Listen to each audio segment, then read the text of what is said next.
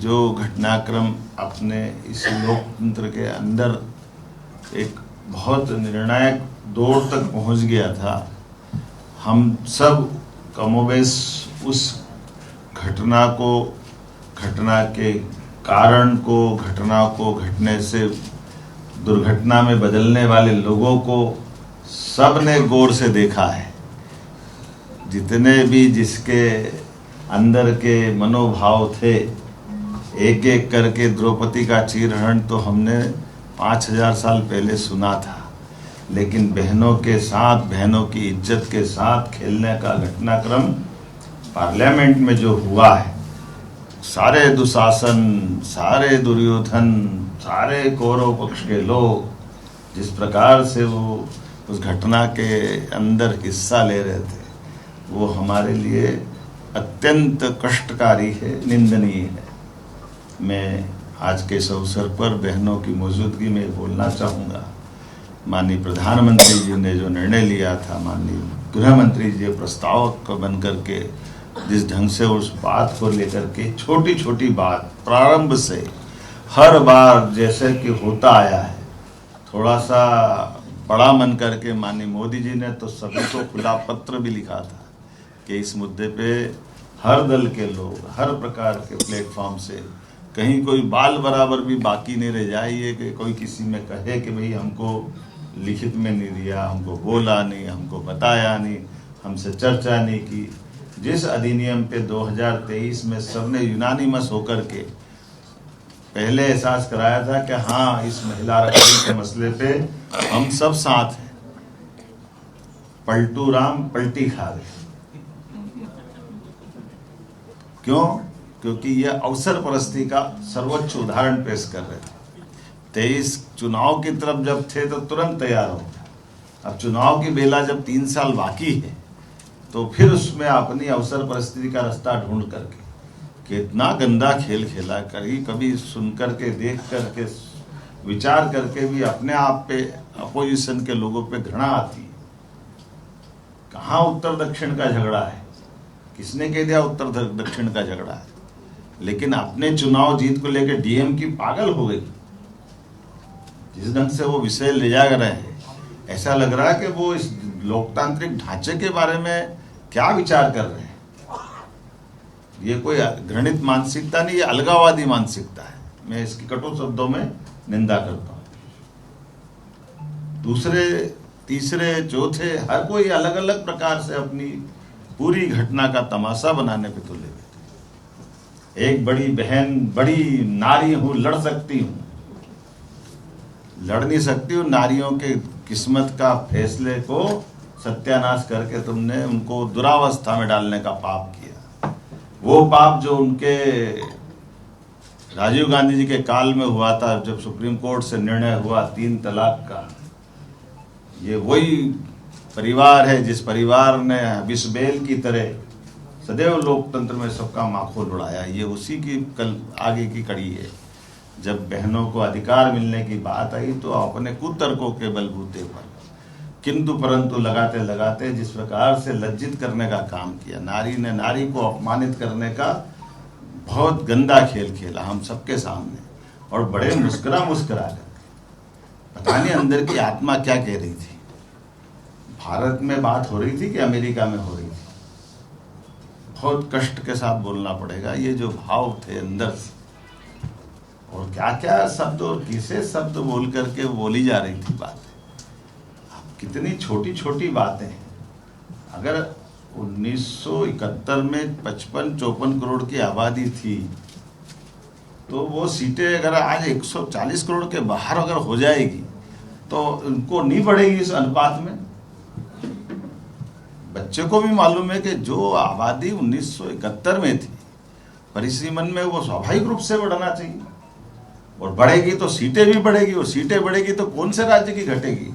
इसी सावधानी को लेकर के माननीय गृह मंत्री जी ने कदम कदम पर पूरे जवाब देने के पहले बीच बीच में हर बात स्पष्ट करते गए। कोई झूठ मत फैलाओ, कोई गलत मत बोलो, कोई कंफ्यूजन मत करो। उत्तर दक्षिण का भाव फालतू की बात।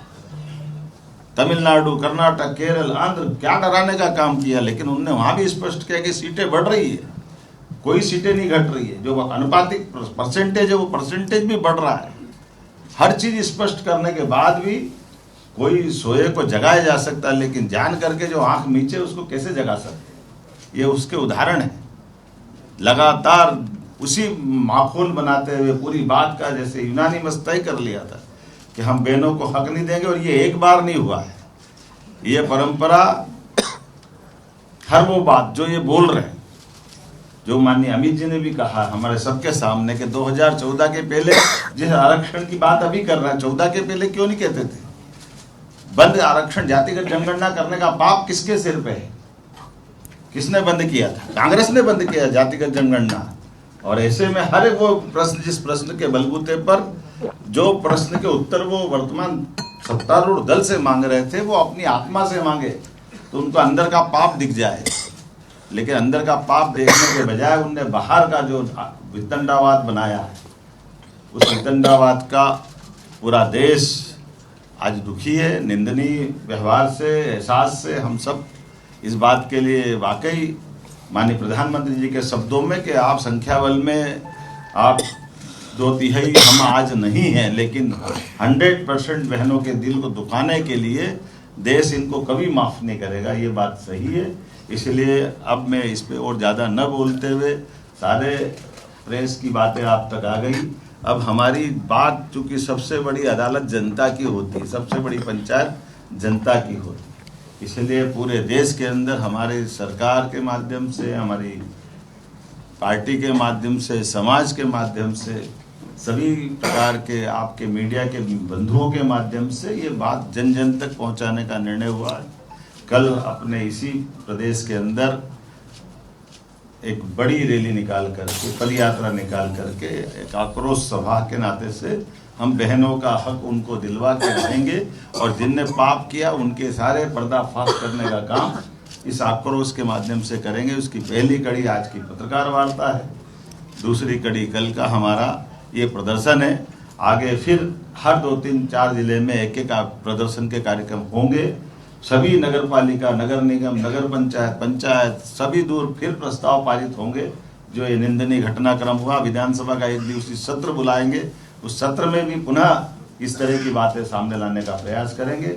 अब हम रुकने वाले नहीं हैं। हमारा सबका जो आपने सबने देखा कि जो देश का आधी आबादी के साथ जो दुरावस्था का या एक तरह से जो दुर्व्यवहार किया गया है, उसके सारे विषयों को सबके सामने लाने का अब हमारी सबके द्वारा निर्णय हुआ है। मैं उम्मीद करता हूं कि आप सबका साथ मिलेगा और दूध का दूध, पानी का पानी, ये सबके बीच करके रहेंगे।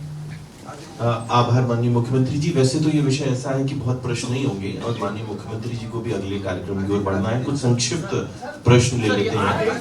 1 मिनट, एक करके मैं बोलता हूँ। मुझे लगता है कि सबसे पहले हम बहनों को ही स्थान दे देते हैं। सुचंदा जी बोल रही है। सुचंदा जी, सिंगल प्रश्न। हाँ जी। ऐसा है कि आपका एक बिल तो गिरा है, मगर 2023 का बिल अभी भी आपके पास है। क्या आपका पार्टी 2023 का बिल इम्प्लीमेंट करेंगे, जिसमें आपको 179 सीट्स आउट ऑफ 543 देना है महिला? दीदी क्लियर है, बैठिए। दोबारा बोल रहा हूँ, जो 23 में कहा था कि 29 तक बहनों को अधिकार देंगे, जब 29 तक के लिए हमको निश्चित रूप से जनगणना का बेस लेना था। उस जनगणना के बेस के लिए हमको मजबूरी में 2011 पे जाना पड़ा। हम भी जानते हैं अगर ये वर्तमान की जनगणना और ये सब आकलन करेंगे तो ये 34 के बाद जाएगा। तो ये हमारी उस प्रतिबद्धता को हम साबित करने के लिए लेकर के बिल आए थे, और ये तीनों बिल के पीछे भाव वही था। लेकिन जैसा मैंने कहा कि इनको ना अटल जी की सरकार में देने की इच्छा थी, ना मनमोहन सिंह की सरकार में तो पेश ही नहीं कर पाए थे। तो ये जो लगातार कांग्रेस का और कांग्रेस के साथियों का जो व्यवहार है, ये व्यवहार सदैव बहनों के विरुद्ध है। विजय बघेल, भास्कर डिजिटल।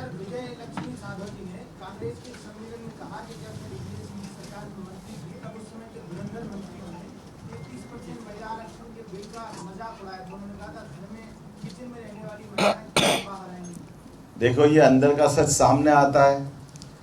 हम नहीं बोल रहे तो कांग्रेस की नेत्री बोल रही है, और ये कांग्रेस की बहन वो नहीं बोल रही है। आरिफ मोहम्मद साहब ने राजीव गांधी की सरकार में 3 तलाक के मसले पर सबके सामने ये विषय उठाया था कि ये विषय दुनिया में कई मुस्लिम देशों के अंदर भी 3 तलाक नहीं था, लेकिन राजीव गांधी प्रोग्रेसिव कह रहे थे उस समय, तो कंप्यूटर का युग आया था, पता नहीं क्या क्या बहुत बातें हुई थी, लेकिन तो तब भी कट्टरपंथियों के आगे झुककर हुए बहनों के साथ जो अन्याय का काम किया था, ये उसी बातों की पर्दे खोल रही है हमारी कांग्रेस की नेत्री, और इसका जवाब कांग्रेस को देना चाहिए। अनुराधा जी का प्रश्न जी। सर, क्या बिल खारिज होने के बाद जो एनडीए है वो अपनी ही पार्टी में 33% आरक्षण महिलाओं को देगी? आपकी जानकारी के लिए हमारी पार्टी ने जब से विषय उठाया था, हमारे संवैधानिक व्यवस्था में जहाँ जहाँ भी हमारी पार्टी की व्यवस्था, हम उसमें आरक्षण पे काम करते हैं। मनोज से अभी 2 स्थानों पर चुनाव है, पश्चिम बंगाल और तमिलनाडु। आप भी पश्चिम बंगाल से लौटे हैं और वहाँ तो महिला नेत्री मुख्यमंत्री रही है टीएमसी की, लेकिन उन्होंने अपने प्रचार का तरीका भी बदला और ऐसा लग रहा है कि वो आपका जो परिसीमन का मुद्दा है उसको उठाकर जनता की बीच, इसको कैसे आप ठीक करें? देखिए, ये शुरू से भ्रम की राजनीति करते हैं और इसीलिए महिला आरक्षण भूल करके परिसीमन की बात ला करके, अगर आरक्षण लगेगा तो 33% लगेगा, तो परिसीमन तो उसके अंदर की अंडरस्टूड बात थी, लेकिन जान करते थे, मैंने कहा इनको महिला आरक्षण देना ही नहीं था, इसलिए इस तरह के भ्रम को खड़ा करके ये बच के भागने का तरीका था। मृगेंद्र सिंह जी। 33% आरक्षण तो लागू रहे थे क्या मंत्रिमंडल में अधिकारियों की पदस्थापना के लिए? मंत्रिमंडल में 33% महिलाओं को, और जो फील्ड पदस्थापना होती है अधिकारियों में, क्या इसको लागू करेंगे? देखिए, हमारा राज्य एकमात्र राज्य है जिसकी 17 कलेक्टर महिलाएं हैं। ये हमारा राज्य है, जो हमारा ब्लाइंड संभाग आयुक्त है, लेकिन कोई बात नहीं, दिव्यांग है, हमने उसको मैदानी पोस्टिंग दी, कलेक्टर भी बनाया। हमारे राज्य के 10 से ज्यादा जिले ऐसे हैं जहाँ एसपी भी महिला है, कलेक्टर भी महिला है। हमारा एक संभाग ऐसा है, एसपी, कलेक्टर, संभाग आयुक्त, जिला पंचायत, जनपद पंचायत सब बहने हैं।